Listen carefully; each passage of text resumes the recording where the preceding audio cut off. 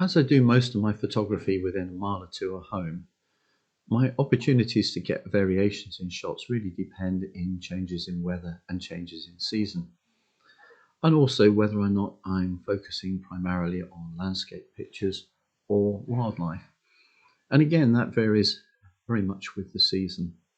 But at the moment, in the depths of winter, with a whole series of days with grey skies, very little texture in the sky, very little colour in the environment, I decided to have a change from trying to make landscape pictures and have a go at some wildlife. Now, something I do quite a lot in the summer, but for much the same reasons as landscape photography can be difficult in the winter. The problems with landscape photography are issues of low light. So that pretty much rules out bird in flight. So what I decided to do to break things up, give myself a little bit of change of challenge, was go to the local bird hide and have a look at getting some wildlife pictures. Now, the problem with the local bird hide is that it is not set up to allow you to watch exotic birds. It's very much set up with feeders that will attract garden birds. The advantage of it is it's comfortable. It's not quite as close to the feeders as would be ideal, and for this reason I knew I needed a slightly longer lens than I have as standard for my Micro Four Thirds setup, which maxes out at about 600mm full frame equivalent. So to again mix things up and give myself a bit of a challenge, I decided to take an 80-400 Tokina lens that I bought secondhand some while ago. So what we have is a lens that optically isn't first class. The reviews that I've seen on the lens generally say that it is best if you can reduce the focal length from 400 to 300, and it's better if you stop it down from its maximum aperture. What I have here is a situation where the light levels are very low, so I'm going to have to use the lens wide open, and I'm a long distance from the bird, so I'm going to be using the lens at full extension, 400mm. But I'm using it on my Micro Four Thirds camera, in this case on a Lumix G9 with a KNF concept converter. Just to put a bit of context here, I was out for about an hour in the hide. I took around 170 pictures, and I've trimmed them down here to about 40, only of which a handful I've completely developed. If we go back to the EXIF data here, I'm shooting at 125th of a second pretty much throughout this shoot. The light levels didn't change a lot. 125th of a second was really about as slow as I could go to hopefully freeze the birds, which were bobbing around but occasionally pausing to look at their surroundings. The ISO to get that was 1600. Because it's an adapted lens, I have no information in the EXIF file on the aperture, but I know that I was using the lens wide open at its maximum reach, which for this lens was f/5.6. Going down to the one of the next images, this is blue tit on a feeder. Again, it's never going to be a great wildlife picture. Generally, you don't want man-made objects in wildlife pictures. If I zoom in a bit with this, you see this case I have got some texture in the feathers. You can see that there is a lot of noise in this image here. And if I come back and then go into DxO Photolab 5, what I've done here in this case is I've adjusted the white balance a little, and going to exposure, I have set a slight S-curve to increase the contrast. Going in here, if we zoom in, you can see there is a lot of noise. On my G9, I generally don't go above an ISO of 3200, so 1600 is towards the top end. But the advantage of using DxO Photolab is that it incorporates the deep prime noise reduction, which actually operates as the file is being demosaicked. So you don't see the reduction of noise in the file, but once you've exported it, then you should see the benefits in the exported file. And I export it as a TIFF, and so if we now look at the exported TIFF and we go in, you can see that the DxO Prime, Deep Prime noise reduction has removed most of that. And it's not really seriously compromised the feather detail. I have put some sharpening in this case, and I use the Topaz Smart Sharpen AI, and it got a reasonable effect. You'll see what I'm trying to adjust the focus here. I've probably nailed the edge of the bird and been slightly off on the eye. The eye is slightly soft. The problem with this scene being so flat is, although I had focus peaking set on, it really wasn't actually picking up the edges here, so I wasn't getting any help from focus peaking in this frame. I took a range of pictures here. I just skimmed through one or two of the more interesting ones. This has been processed. Again, there is some feather detail, but it is somewhat smeared.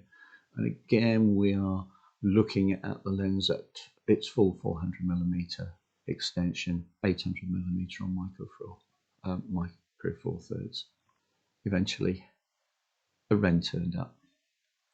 Now this was a polar logs much closer to the hide, so I've got a bit of an advantage here now. I'm probably only using the lens at 300mm. It works much better at that. And so in this case, I've not seen a great deal of advantage. Probably haven't nailed the focus quite right. But if we go down to the next one, we now have a much more interesting picture from a wildlife photography point of view. And what I've got here is the wren in much more natural environment. If we zoom in, you can see that there's still a lot of noise. I'm still working around 1600, but we have got some feather detail in there, which is being smeared a little bit, but the lens is performing better at this range. Again, if I go into DxO Photolab, tidy up the noise, we can see that we now have a pretty clean background in terms of noise. I've also processed this again in Photoshop using the Topaz Sharpen AI plugin to improve the sharpening, and you can see I've now got a reasonably sharp eye with feather detail. And I think that image is one that probably I would get accepted onto the stock image site that I use. Took a series of these of the wren, so I'm now in a much better situation in terms of a natural wildlife image. The wren is doing what it does naturally, is looking for insects in this pile of logs. Again, if we look at the unprocessed image, there's a lot of noise in the image. But if we look at the processed, so again through DxO Photolab, a little bit of local contrast adjustment in this. Deep Prime noise reduction has taken noise out, and there's really quite a lot of detail, certainly at 100%. We've got good feather detail, and the eye is pretty sharp. Now, I'm not trying to kid anybody here that this performance of this lens is anywhere near the performance of a modern telephoto lens, or even better, a prime lens, but it does give usable pictures, and from my point of view, it does enable me to get some practice in at manual focusing. Now, a word about manual focus here. I see a lot of YouTube channels where people focus on landscape photography, talking about critical focus and the importance of using manual focus. And by and large, I think it's fair to say that these are the people who are relatively less experienced in terms of the length of time that they've been doing photography. Because if you think about the depth of field with a wide angle lens on full frame camera, in an average landscape image, when you stop down to the sweet spot of the lens, probably f8, f11, maybe even f16, you are talking about an acceptable depth of field in the tens of feet. In this case, I'm using a manual lens, it's certainly manual in the combination with the camera that I'm using, at 600mm. And if you look at the fall off here from the eye back to the edge of the front of the bird, we're probably talking no more than a centimetre, centimetre and a half. The focus is absolutely critical. The depth of field is a few millimetres, probably less than a centimetre. So this is really where depth of field becomes important. And I'm being a little bit perverse here simply because of the gear I'm using. And this is where autofocus really, had I had a lens of this range that will give me an autofocus, this is really where autofocus comes in.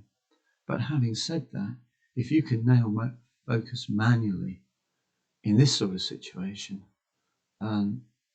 really autofocus on a landscape image isn't a major issue.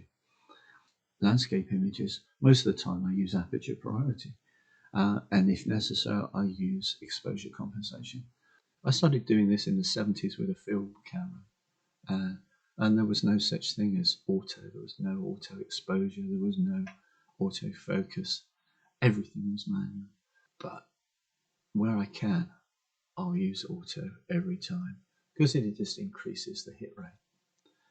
But as a practice exercise, this was great. I had fun, I enjoyed it. I got some pictures that are usable, certainly. Social media, some of these will certainly be okay for stock image sites. And I think the important thing to bear in mind is you're not always going to have perfect conditions, but you do need to keep your skills in.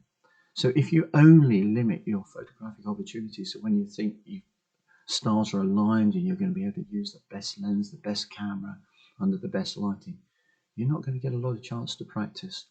So I would urge you to take opportunities like this, go out when the conditions aren't great. Don't expect to get world-shattering images, but do take the opportunity to practice your skills and improve for the day when everything comes together and you can get that magic shot. Hope you found this interesting, and again, thanks for watching and goodbye.